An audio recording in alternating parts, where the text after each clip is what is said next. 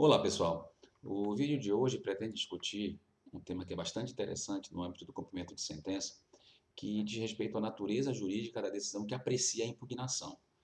Antes de mais nada, a gente tem que relembrar que nós estamos falando aqui de título executivo judicial, não necessariamente sentença, algum título judicial que se enquadra ali no artigo 515 do CPC e que, consequentemente, a ordem judicial ali contida disparou o sistema de cumprimento de sentença.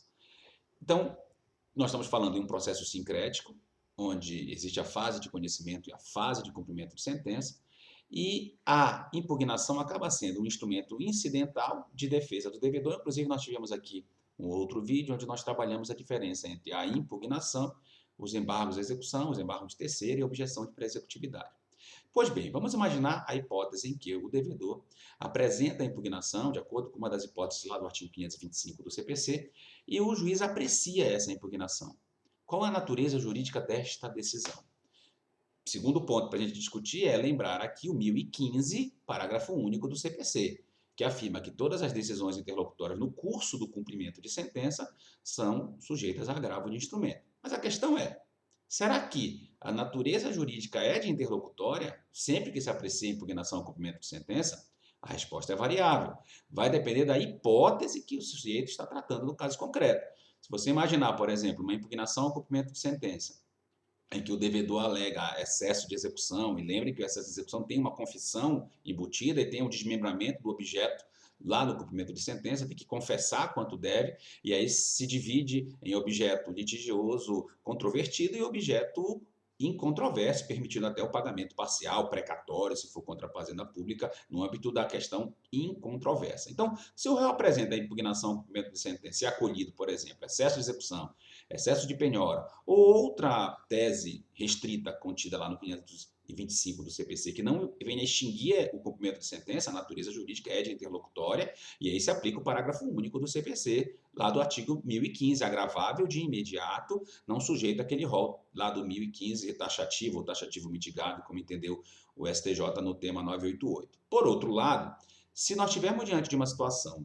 bem específica, na qual se aprecia a impugnação, e, por exemplo, ele alega pagamento, ele alega uma outra causa que venha a extinguir a execução, não necessariamente a decisão se tratará de decisão interlocutória. A decisão, na verdade, neste caso, será a sentença.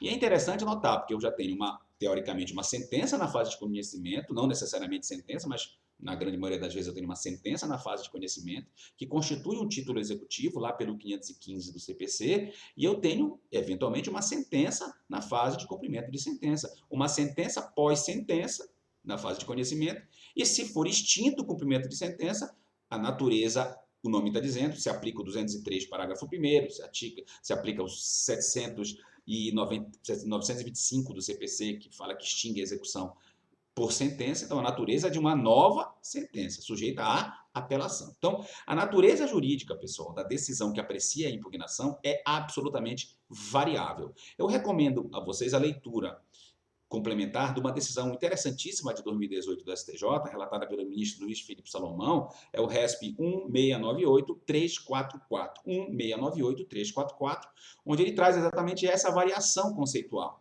Vai depender do resultado, do objeto da decisão da impugnação, para você conceituá-la como interlocutória, passível de agravo de instrumento, pelo parágrafo único do 1015, ou sentença, se extinguir o cumprimento de sentença, uma sentença pós-sentença sujeita à apelação. Então, a natureza jurídica é absolutamente variável.